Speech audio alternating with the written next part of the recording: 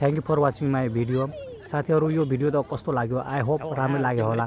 So सबैजनाले like comment share अनि आइडीलाई follow गरिदिनु होला र युट्युबमा गएर पनि सब्सक्राइब गरिदिनु होला। मैले लिङ्क चाहिँ डिस्क्रिप्सनमा राखिदिएको छु। So thank you guys.